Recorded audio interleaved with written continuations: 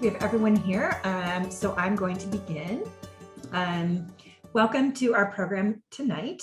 It is sponsored by Hasidah, along with Nechama Comfort. So this evening, we are going to be focusing on pregnancy loss with two lenses. One is that a miscarriage or a stillbirth can be an independent experience, that it is just an experience. And for many people, it is a significant part of the larger journey of building their family. We have two speakers tonight who can address that wonderfully. And we're going to explore this in part because it's quite common. We're going to be discussing that momentarily. And I'm guessing that many of you are here because this is something that you have been through. So with no further ado, I want to introduce the two people who are going to address this topic tonight. And our first guest is Rabbi Jill Cozen Harel. Rabbi Cozen Harel lives here in San Francisco. She has a job in technology at UCSF,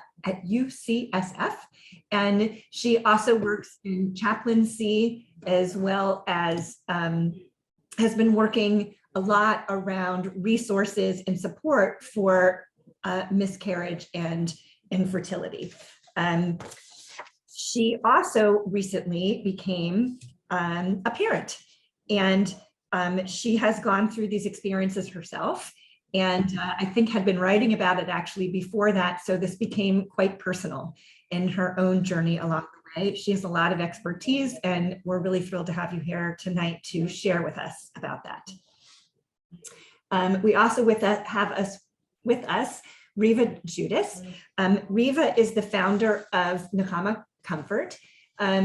She had began counseling families informally after having experienced 6 miscarriages and her first son, Pesach, who passed away after just 12 hours of life.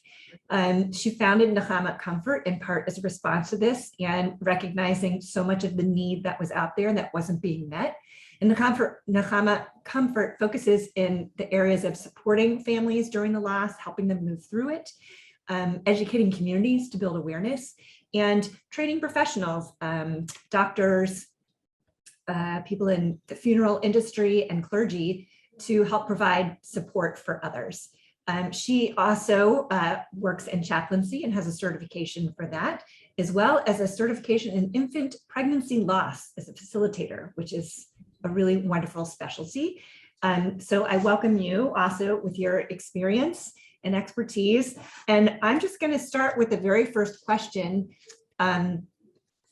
that we are here holding a space for everyone who has experienced loss. As I said, I think so many of us here have. I have also. And the reality is it's common, as many as 1 in 4, depending on the statistics. Unfortunately, many people don't recognize the commonality of it, though, until they've been through this. Can you share in your experience your thoughts on why aren't we talking about this? So I have to first say that it's officially, October is Pregnancy Infant Loss Awareness Month, as well as every other month. And it was Ronald Reagan in 1988 who recognized this October 15th. And it's taken a very long time for people to acknowledge it. On the positive side, I always like to start positive. Today, things are being recognized more. People are feeling more comfortable sharing their losses. However, we're not where we have to be at. I think it starts that for many years, we didn't talk about pregnancy. We didn't say we were pregnant. Going back to, the old shows, they talk about I Love Lucy and everything. They couldn't say the word pregnant on TV. So how could we discuss our losses if we weren't even allowed to tell people that we were pregnant and they were superstitious? Somebody's grandmother, don't say anything. So already we were living in a society where we did not talk about pregnancy, and we didn't talk about anything that wasn't good. People, we couldn't turn on our computers and hear about a loss or see a tragedy happening live. We didn't talk about breast cancer. We didn't talk about any trauma and tragedy. So we were not in a space that we could share the loss. And with miscarriage, it becomes difficult because many of our family and friends don't know that we're pregnant. So in the same breath, we have to tell them that we're pregnant and that we've lost the baby. And it's only recent that medical advancement has allowed people to actually find out that they're pregnant. In-home pregnancy tests have improved, as the commercial says, you're pregnant a day before you conceive. And also in the fertility journey, if you're under so many fertility treatments, you're monitored and you really know the minute you're pregnant, and the attachment starts much, much earlier. Thank you. There were some interesting facts there that I didn't know. Ronald Reagan and I Love Lucy and all of that. But just to sort of echo a couple things that Reva said, I have experience doing lots of end of life chaplaincy, and I think there's a similar echo there, right? That we also just don't talk about death. We don't talk about bad, sad things in American society. I think in Jewish community, we actually do a much better job of that, but we're all living in a American Jewish world, right? And then I think the other piece of it that you touched on was that even if now, because of fertility treatments, many people do know they're pregnant very early and have been tracking and wanting and hoping, there's this ethos of not telling people that you're pregnant until you're out of your first trimester, which is when so many miscarriages happen, right? And so then you're stuck with this, do I tell people? Do I not tell people that I'm pregnant? And then you have this loss, and then it's this double secret this double secret revealing that you have to do. And it just feels like this weight upon weight upon weight, or like multiple secrets revealed. And then it's, how much of it do you tell to who? To your close friends, to your coworkers, to all these different layers. But what I found personally is once you tell somebody, these floodgates open and people just reach out to you from like anywhere and everywhere. And I felt very lucky in that I had a couple people who I knew had been through these losses because I sort of accompanied them just as friends. But it's very strange we don't talk about it. And I think we are making lots of progress, but it's still not anywhere near where it should be.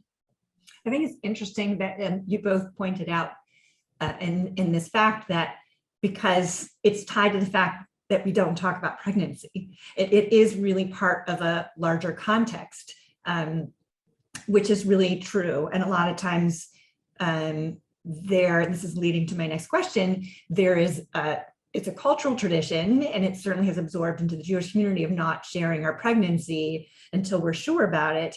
And I often encourage people to share it with a small group. You don't have to announce it, but to share with a small group because of exactly what you said, that kind of double bind. But it brings into when we just said about this, because that's kind of the context. Why are we not talking about it? But the other context is this program is Jewish and we are Jewish. What makes this a Jewish issue?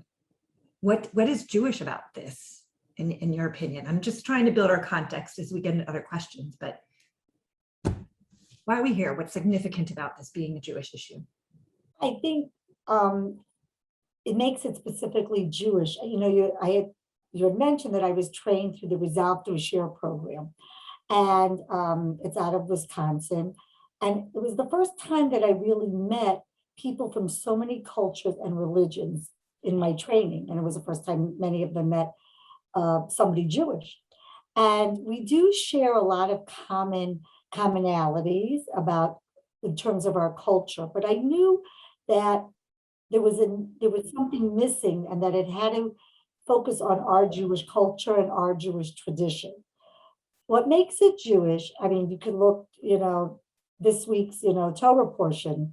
God tells Abraham, you're going to be fruitful and multiply like the stars and the sand. And Sarah right away, can't have a baby. And here we go. right in the beginning of the Bible, it talks about it. So we're already discussed how we have to be fruitful and multiply. That's our job. So if already we're not doing what we're supposed to be doing, then we're going to get this sense of failure. I think that in our religion and culture, we, as in many others, but it's around families. We're told stories. You're going to grow up and you're going to meet your partner, and your partner was destined. They say at the Sinai you met, was also there's going to be no problem meeting, your life partner, and then of course you'll have your two children, your boy and your girl, and we'll be able to celebrate at all the celebrations, and that's what we do. Family. All of our holidays are family centered, children centered. From there's not one holiday that we don't get the children involved. And this is all positive until you have your miscarriage and until you feel lost, until you don't feel that you're fulfilling your role within the Jewish community. And then I think all of that is very much why fertility is such a Jewish issue. And yet I think it should also be named, right, that lots of people choose not to create families, and that's okay and should be embraced in the Jewish world, and all types of lives. But I think there's another piece that's Jewish, which is our tradition, our culture, our community has built a world of rituals for life cycle events. I referenced, death and dying earlier, and I think that's one of the things that we've inherited that's very, very good psychologically and strong. We have Shiva, we have Yortzites, we have all these things that I think other like chaplain colleagues I know are sort of jealous that like we have this framework that sort of helps people mourn, and not everybody else does. And definitely people that don't have any religious structure at all. We have weddings, we have brisses or simchat bats and baby names. We have all these different things.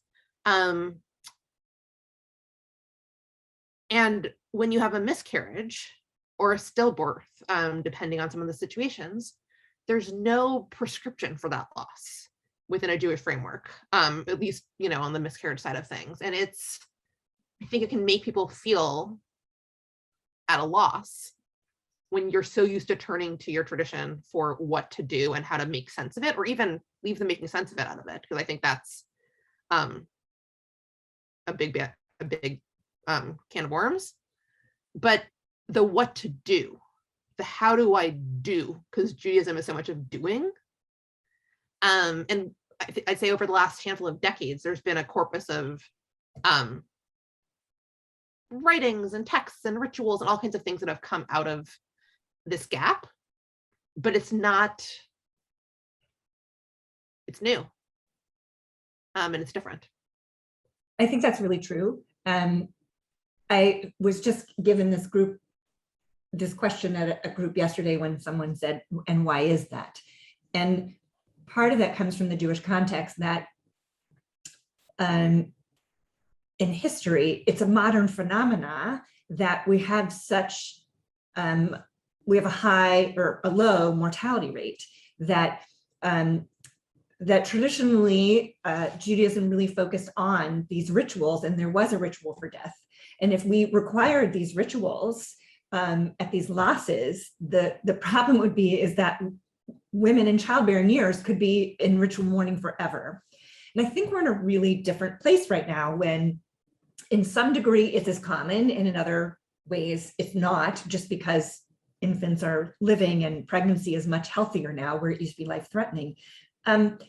So one of the things now that we recognize, because there's much more control, is that before, when it was just about, is someone going to be in this ritual period of mourning forever? Now we really think about what's the emotional toll of this. And we've kind of lost the fact that these rituals give meaning and they address our emotions. So Jill, to what you said about what we do, I think before we get there, what I'd love to hear you talk about a little bit though, is first is, before we even get that, what what are some of the emotions? What are some of the processes that someone can expect to experience when they have a loss? Recognizing that I know no matter what you say, every loss is different, but what are, I mean, before we didn't even address them because it was just like, we can't do this to people, but now we're able to. So what can someone expect, or what's normal? If someone's in this call and they've been through it, what can you expect? What's normal?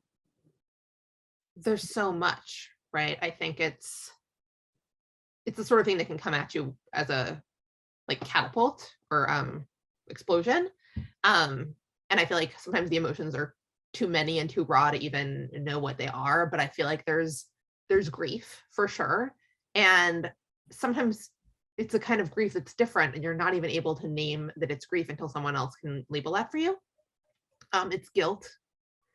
And no matter how many people tell you that you didn't do anything wrong and it's not your fault, I think many people feel a lot of guilt. I know I did. And with the guilt is right, the why, or what did I do, or how come, and just not being able to sit in with that. I mean, sadness, right? Could be anger, could be frustration. Yeah, I'll stop there. I think I'm shaking my head to everything that you're saying. I think an important thing that we try to tell each couple is that there's no more linear grief journey that went out the window, and that you can experience these emotions throughout the day. They could change. You and your partner could experience totally different feelings at different times, and that there is no time limit. A person that their parent dies, they're given that year officially of availance of mourning, but you're going to take as much time as you need it. And we try to educate family, friends in the community that there is no timeline. So many times we'll get a call from a friend or a parent of the couple, it's already been 3 months. And I'll rephrase it and say, it's only been 3 months. So it's really important. And that there isn't a checklist. You may not feel some of those feelings, and that's okay too. It's really to have, whoever's helping this couple to watch out for any signs. Sometimes a woman could be experiencing postpartum depression at the same time, to see what the difference is. But to know, like you said, these feelings are real and they're going to hit them at different moments, and anybody should recognize, their due date, or a year later, or even 30, 40 years later. My son died on Passover. His name is Pesach. And every year when they put the Passover food, which now starts right after the high holidays, they start putting out the matzah in the supermarkets. There's a twinge, and we try to help those families understand that. And I think, you're absolutely right. There's so many different emotions that will be with them throughout their lives in different ways. I'll just add, oh, sorry, can I add one thing there? Please. Which is just that I think some people feel like, since this talk is framed in the context of like the broader fertility journey, there's a nudge to feel like, well, once you get pregnant again, if you get pregnant again, like everything's going to be okay, and this will all be water under the bridge. And to what Reva was just talking about, now all these years later at Pesach or at Rosh Hashanah when the matzah comes at the grocery store, I think for some people that may be true to what we were talking about when we framed the session, that it might just be like a stop on your journey. But I think for many people, it really changes what you're, if you're able to have a pregnancy, it changes what that pregnancy is like, and all those firsts and that whole future. And I just want to really create space for that, and also name that, many people going through this are couples, but some people are also not couples. Some people are singles going through this journey as well. I agree. And that's, one of our focuses is that we work with the families that they're going to put the loss of this child, whatever stage it's in, into their lives and move through it, never past it. And there's so much more material written now about the pregnancy after loss, your children after And you need to put a context in that. And, even for many years, I wasn't allowed to talk about it. It was just not allowed in society. Somebody now will ask me how many children you have, which is a question I really don't. I'm hoping people don't ask that and refrain when they meet somebody new to say, tell me about your life, not are you married and how many children you have. I will answer them 4 living children. And there's so many ways that families need to acknowledge this. And I am glad to say that more people are somehow recognizing it, and that it is your new normal pregnancy. And I'm glad you said that, because that's such an important point too. And I want to follow up on what you just said here. And by the way, I have like 3 follow-ups based on what you just said. And but one of them was this, the friends and family. There's different parts of this. One is in the future and afterwards, like when people are asking you. There's also when you're going through. One thing you said is it's not a linear process of dealing with the mourning. By the way, it's also not a moment. If a miscarriage is a process. That was one of the major misnomers. I didn't realize that when I went through miscarriage, it was days. And sometimes you have miscarried and you're carrying this. But during that process, in the grieving afterwards and beyond, can you share thoughts about, and that's a lot, this is big, so whichever you can hit on, about friends and family, if it's advocating for yourself, it's when to speak up, when to be silent. There were a lot of questions that come in about how to support ourselves, advocate for ourselves, and speak up with friends and family. I think that the couple has to be, individually, have to be true to themselves, that they have to express how they feel. And they have to understand that their family and friends are only going to react to their loss if they express their feelings. If the couple chooses not to tell anybody about a miscarriage, then they can't expect them to understand what they're going through. And it's important to really share. And I tell people that when I speak to family and friends, that you have to become comfortable with what this couple is about to tell you, and you have to be sincere, and that the couple is doing what they choose to do. And don't give any advice. Don't try to tell them everything's going to be okay. We live in a world of fixing it, and you can't fix this. Whatever you have to do, they have to go through it. And the family going through the loss, they have to be able, if they want to share the baby's name, then they should do that. If they want it private and they don't want to speak to anybody, then that should be done too. And the family and friends should continue to reach out based on what the family has chosen to do. I always say we live in a world, I always like face-to-face or Zoom now, but text them, call them, but don't expect a text or a call back. And also, if somebody, again, it's how you feel. That the person who lost the baby may be in an okay mood and may call you and not want to talk about it. You really have to, the most important thing is to listen and to understand the needs and the wants of the family that lost the baby. I also suggest that there's a point person for the couple, family, friend, the rabbi, somebody that can be the go-to person to sort of field everything about it. But if the couple needs to get a support, they have to express what they need and want. I would agree with all of that, and also just add that sometimes people don't know what they need or what they could benefit from. So sometimes the way we think of families sitting Shiva or people who are sick, and we do before Halim, just asking. I think I found personally that like having a couple people who are sort of in that inner circle and who would just text, and even if I didn't respond to the text for a day or two, but just like thinking of you, are you okay? Do you want to talk? Just knowing that presence was there if I needed it, just makes me feel less alone, because we talked about emotions, but I feel like feeling alone and feeling like even though you could list 10 people who this happened to, it feels like you're the only one living in this exact reality at that moment. But in the same, like, can I send you food, right? I think that stuff, because you are less able to function. It really is, I mean, regardless of sort of where you're, the medical side of the miscarriages or the pregnancy loss, I think for some people and some losses, it's fairly benign, and for some it's pretty intense.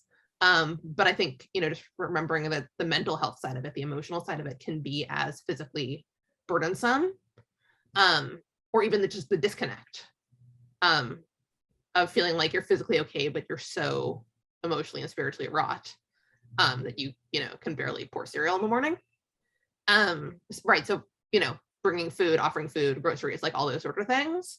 The other thing that I'll add that isn't exactly your question about family friends, but something that I know was important personally, is to think about, if you, again, I'm thinking in the pre-COVID world, where you like went to work in an office, but knowing that some people still do that, and many of us might do that again one day. If and when you're going to tell the people you work with, or what you're going to tell them for the time you took off, or the sick time you took, or whatever that is. And I think there's no right or wrong answer, but I think, again, figuring out what you need, or if there are things you need space-wise or time-wise or flexibility-wise, because that's where you're spending a good chunk of your day, even if they're not people that are your inner circle. You're muted. Okay. Did it again. Sorry, I'm having furnace work done, so I'm trying to.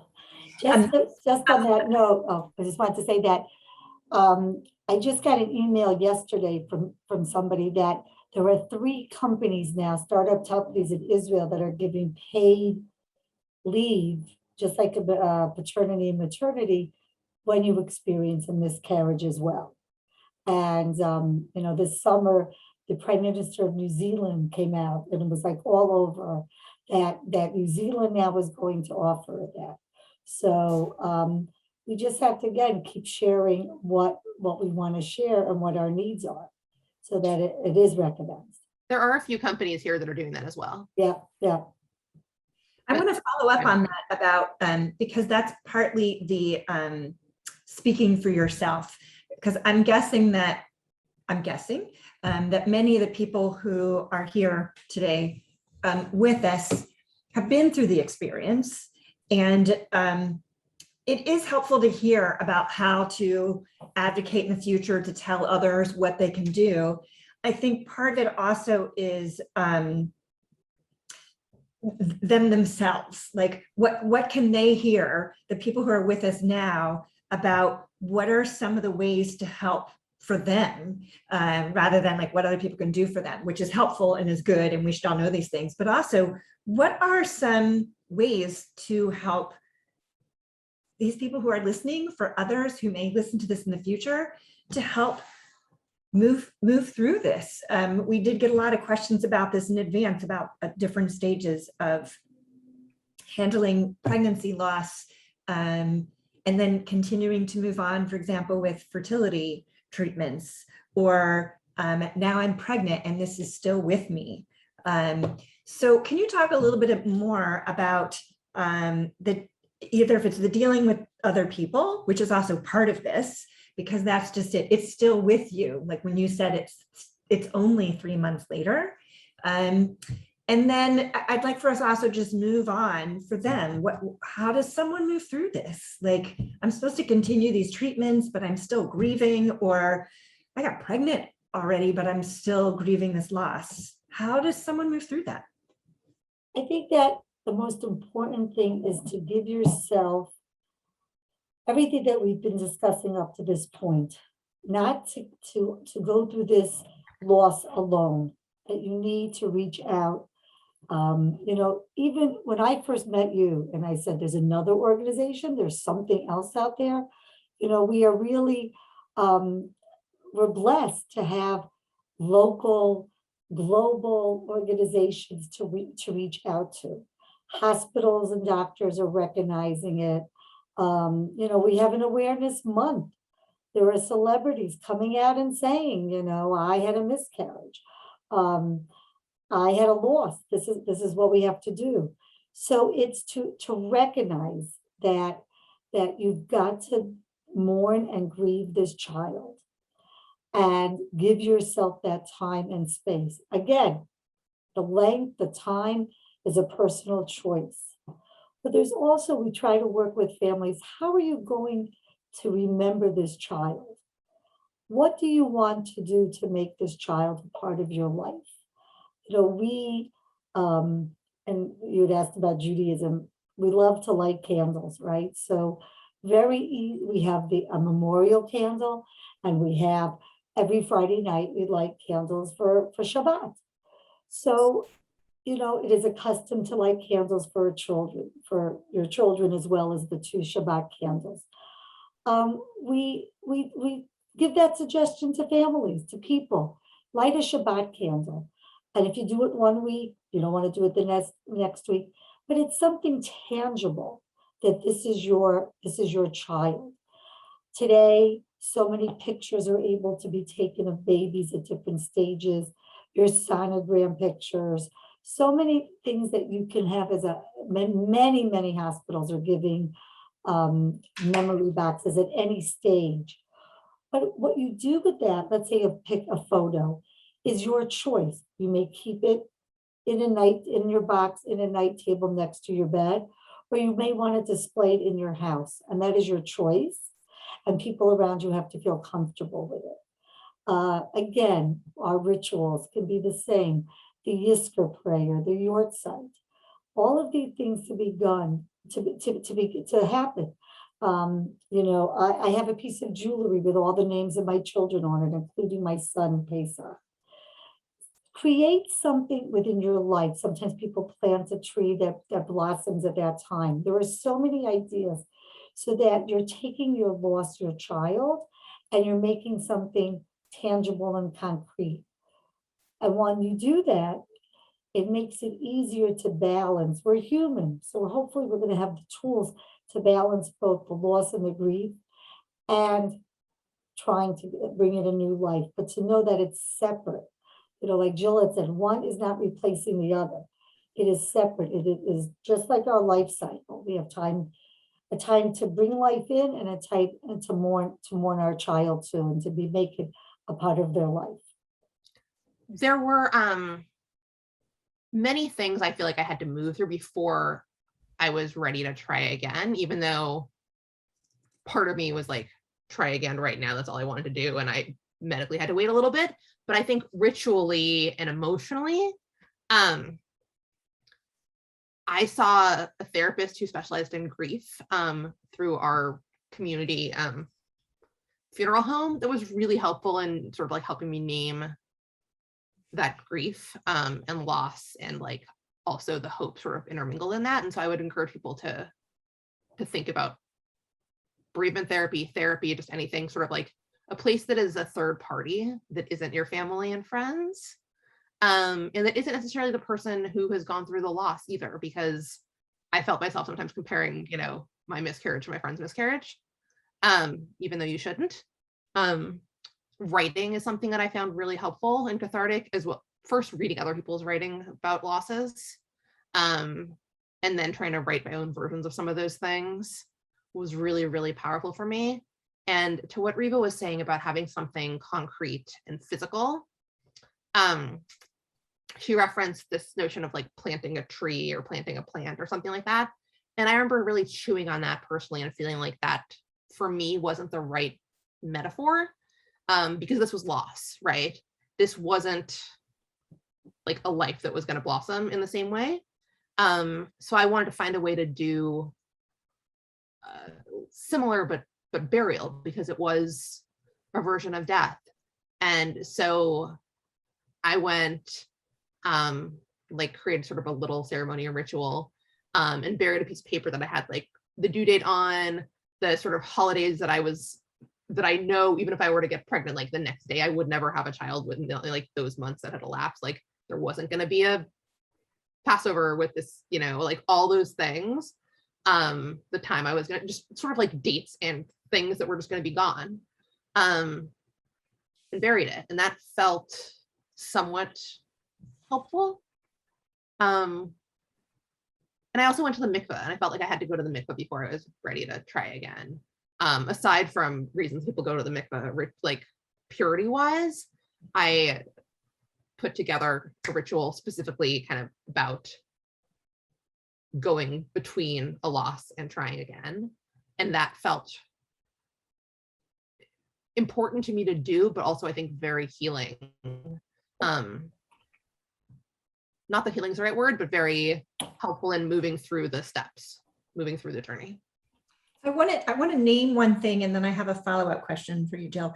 One is I do just want to recognize that this month is Pregnancy and Infant Loss Awareness Month. Our program is primarily focusing on pregnancy, on miscarriage and stillbirth. And I also just want to recognize and name it that, again, as we said, or as Jill, as you named, like, I appreciate that. I'm sure it's meaningful for someone, and it wasn't for me. And I also was just thinking that, Reva, many of your examples were about Pesach, which was an infant loss.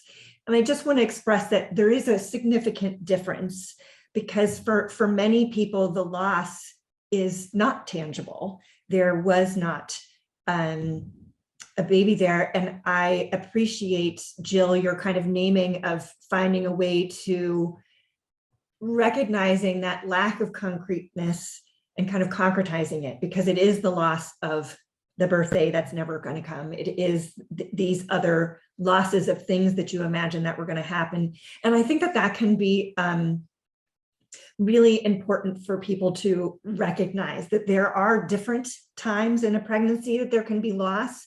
And for some people, for example, they're very comfortable saying, you know, I lost a baby. And for other people, that term doesn't resonate with them. This wasn't a baby. So I just, again, kind of in the spirit of our program of naming things, just want to name that, because you all did. I'm just going to pull it out, because I think that for many people, that's really hard. And also, Jill, what you said about comparing to others, just can't stress enough how different someone else's miscarriage experience and how I want to respond to it, that it can be.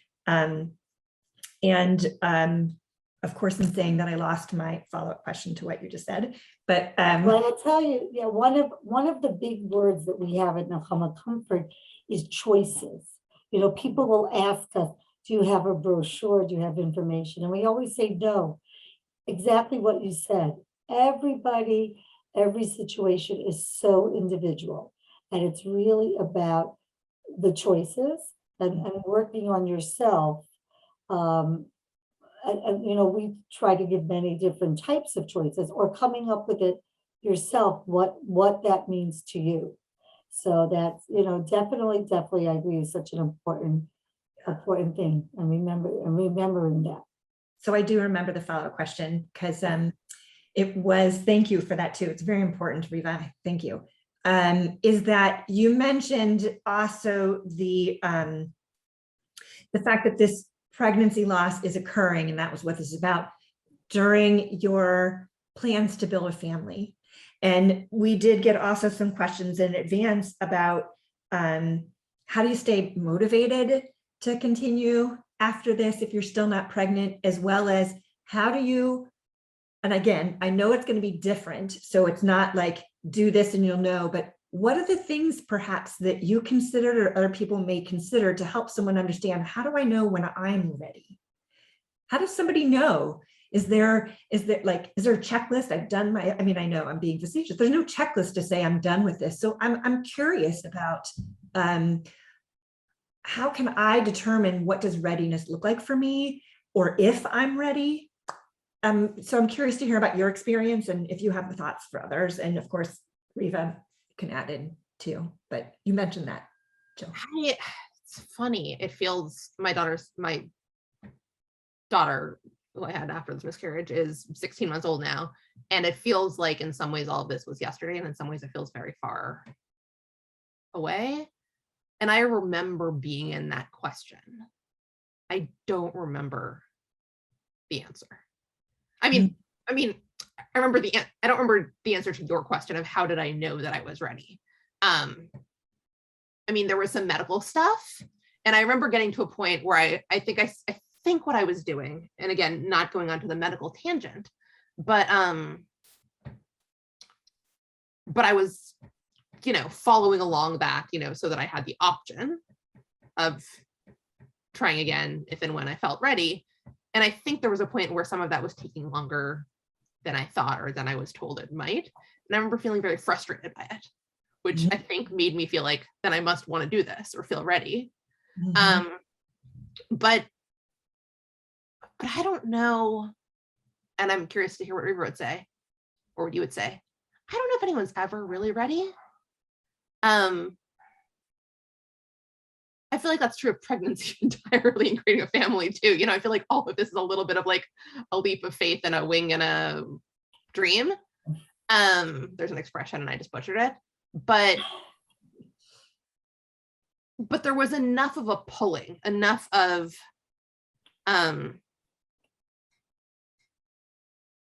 was enough of my wanting to try again.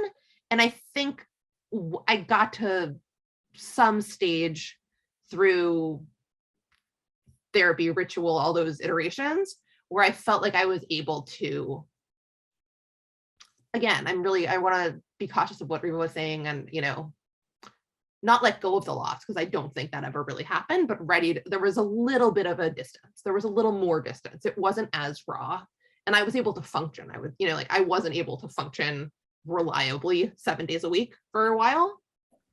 And I was, I would not feel ready then, right? There was enough time where I felt a little bit more like myself. And where I didn't feel, as broken in that raw sense, but where I also felt like the loss, and the pregnancy, or, baby isn't a word that I use for my early loss, but that embryo, that fetus, there was more distance. And yet not enough that it was entirely separate. When you say distance, I just want to be clear, and it's a loaded question. I don't know how to unload it. Are you talking about time or feelings? Feelings. Also time, but I think I'm talking about feelings.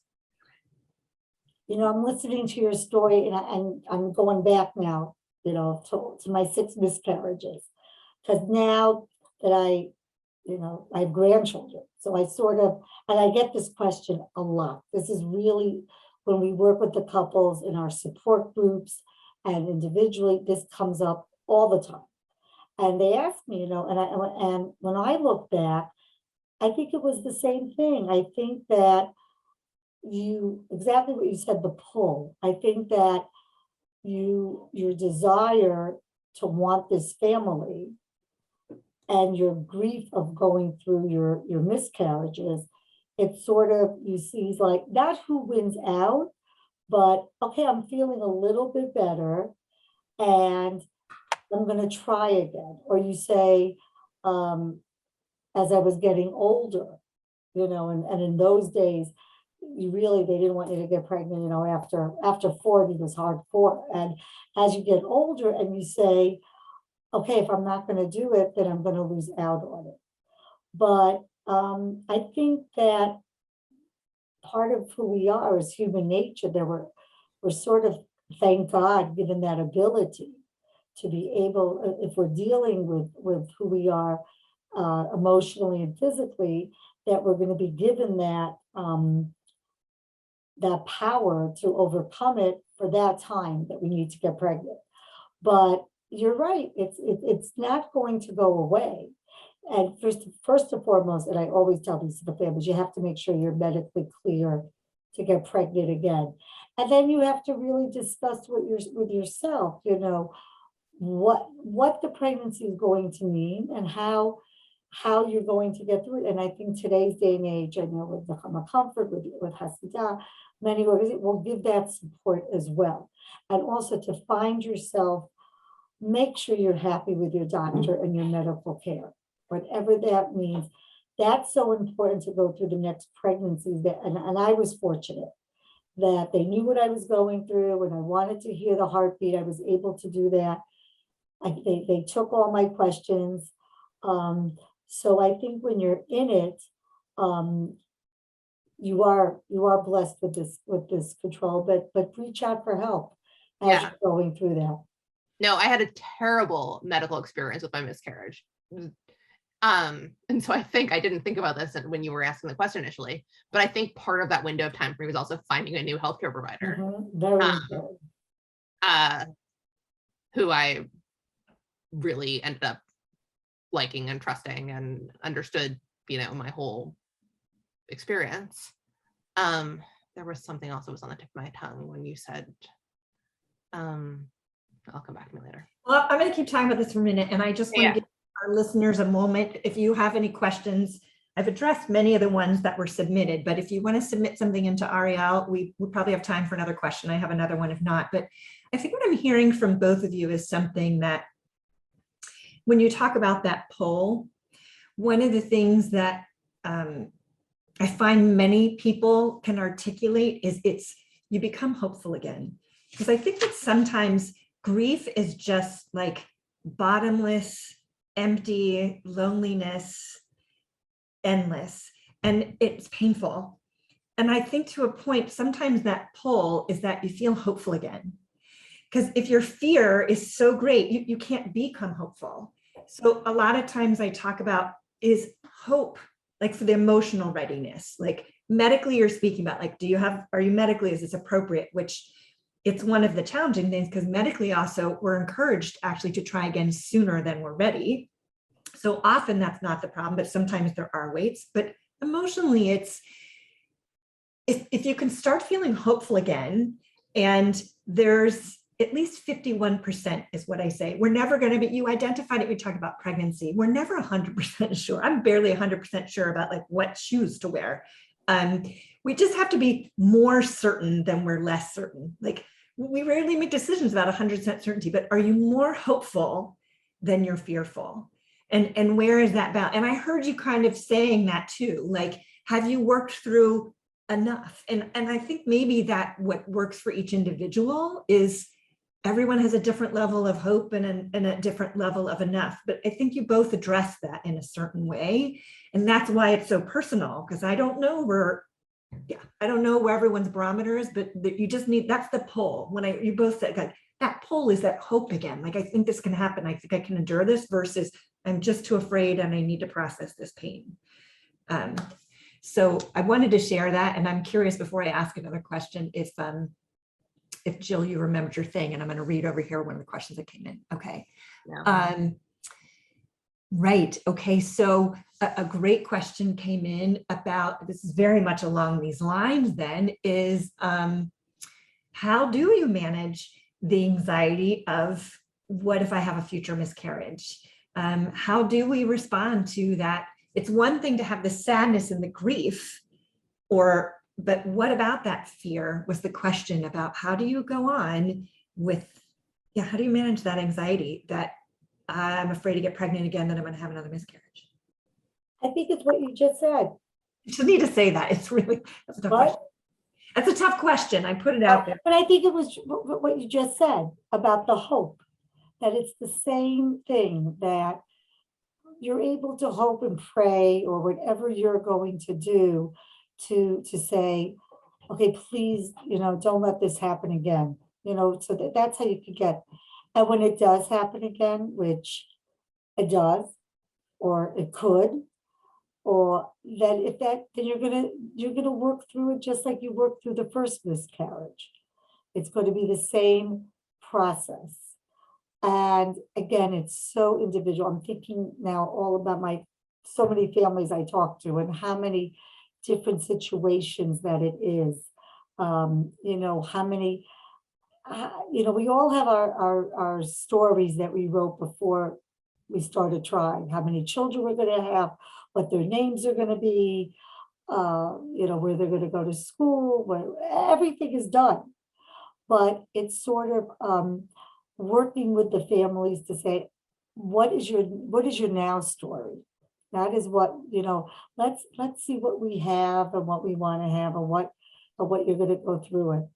And, you know, we live in a day and age where the support is there, as well as the medical advancements. And that's so wonderful what's going on, that I think it goes back and gives us the hope. And that's what helps us get through the next stages. So Reva was just talking about medical advances and support, and I just echoing those in a slightly different dovetail. I think I utilized a pregnancy after loss support group, which was super helpful for me, in person and local, and actually run by somebody Jewish, but not a Jewish support group at the time. And because it is different. It's different than if you're in a like new pregnancy group, regardless of what your loss is. And again, losses at each stage are different, right? But any loss is still a loss, and feeling validated in that, even though, you know, I was in a group with somebody whose loss was so different than mine, and, you know, in some ways more traumatic and in some ways less, just very different. But also, you know, depending on where you're getting your health, your medical care, there's also a world of people that are perinatal psychologists and perinatal psychiatrists. And some of that anxiety can be really helped by anti-anxiety medication. And so I just, that when you said, you know, there's support and there's medical advances, I just want to name that, like, sometimes, you know, not saying everybody should be taking, sometimes taking something can be hugely helpful. Sometimes it's not the right thing during your pregnancy or after your pregnancy, but just thinking about what those options are, groups, individual therapy, just even for me, like not necessarily taking something for a while, but just knowing that option existed was really helpful. And finding different avenues for different types of support and different types of questions, because the hope is very, you know, echoing on what both of you said. It is what pulls you through, but it's scary. Pregnancy is scary. And one of the things that I knew but I didn't know is that every couple weeks there's a new thing to be scared of. And you know, you're laughing, right? But there's, because I'd cry if I wasn't laughing. right, but there are so many, you know, there's this ultrasound and this test and this blood test. And I mean, so many of those didn't exist, you know, 10, 20, 30 years ago. And we have way more options to treat things too, or to make different decisions. But it's a lot of information, and it's a lot of potential fear. It's not just the fear of the miscarriage, it's the fear of all these other things. And the hope that you're going to get to the end of this rainbow with this, you know, beautiful baby, but it's a lot. So I am very conscious of the time, and I just want to say a few concluding words, and then I know Harel is going to share contact information, and we do want to be able to send out a survey for people to send back, but I wanted to name a couple things, and one is what you said about the pregnancy after loss group, because that was what made me realize, oh, the time, and we're going to share. Both Nechama Comfort and Hasidah do have programs for support, and in particular, Hasidah is launching our next pregnancy after loss support group on the heels of this program. And Nechama Comfort has ongoing programs and resources available for people who are processing at whatever stage of their miscarriage, and they are always open for individual calls or for other programs and resources. So please do reach out if you need support.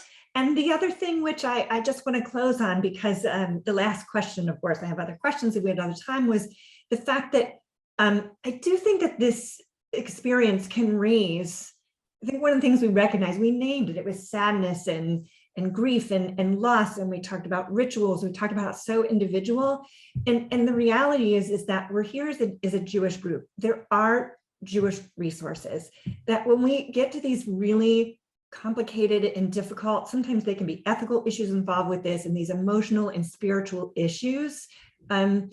Judaism is a beautiful framework, and even if these traditions are not 1,000 years old, as we pointed out here, Jews know grief, we know loss, and there are plenty of resources to provide support, both in addressing the miscarriage or the stillbirth, the pregnancy loss, the expanse of the pregnancy loss, as well as support ongoing. That one of the things that I know that Hasidah and Nechama Comfort share is that belief that we should have wholeness and work through this, whether it's working through the loss, if it's working through trying to move forward, and that is very much something within the Jewish context. So I'm going to just check my notes to see. I see Harel is sending out resources, packets, and connections.